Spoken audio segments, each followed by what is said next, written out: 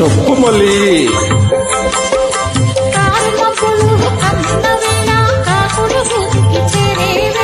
కా కా చందమామ తొంగి చూసే వేళ, సన్నజాజులు పూసే వేళ, ఆహా ఓహో ఒంటిగా నేను ఇంట్లో ఉంటే ఉయ్యాల ఎక్కి ఊగుతూ ఉంటే లాలీ లాలీ లాలీ లాలీ లాలీ లాలీ లాలీ లాలీలో.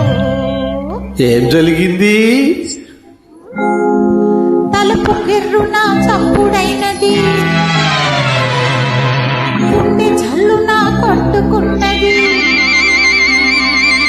తలుపు గిర్రున చప్పుడైనది, గుండె జల్లున కొట్టుకున్నది. మెల్ల మెల్లగా కళ్ళు తెరిచినే వచ్చినదెవరో చూశాను, వచ్చినదెవరో చూశాను. ఎవలాలు? నల్లని వాడు, గుంట కన్నుల వాడు, గుబురు మీసాల వాడు. అయ్ బాబోయ్, ఆరడుగుల పొడుగువాడు, ముద్దులిమ్మని నన్ను అడిగినాడు. ఏయ్ వాది నేను అలికెత్తాను. నేనివ్వ రానివ్వనంటూ మొగము దాచుకున్నా. పోనివ్వ ముద్దివ్వమంటూ జడను లాగినాడు. అమ్మా నాన్న, అమ్మా నాన్న కాపాడమంటూ అల్లాడిపోయాను. అయినా గాని వదలక నన్ను ఒడిసి పట్టినాడు. అంతలో వచ్చింది. ఏమిటి మూల్చా? కాదు, మా అమ్మ. ఏమంది? వెళ్ళవే నా తల్లి, వెళ్ళవే అమ్మా, ముద్దులిస్తే నీకు డబ్బులిస్తాడు, మంచి బట్టలిస్తాడు, డబ్బులిస్తాడు, మంచి బట్టలిస్తాడు అని ముందుకు తోసింది.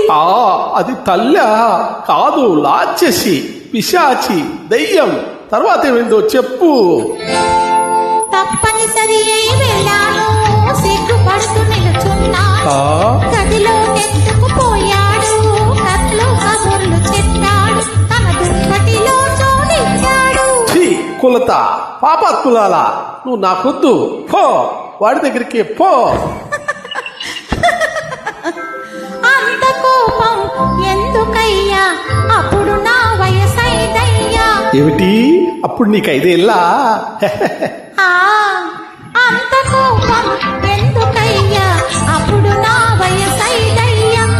వచ్చినది మా తాతయ్య, తాతయ్య తాతయ్య మళ్ళీ చెప్పవే. తగతయ్య తగతయ్య తగతయ్య తాతయ్య నేను ఎవరో అనుకున్నాను. తాతయ్య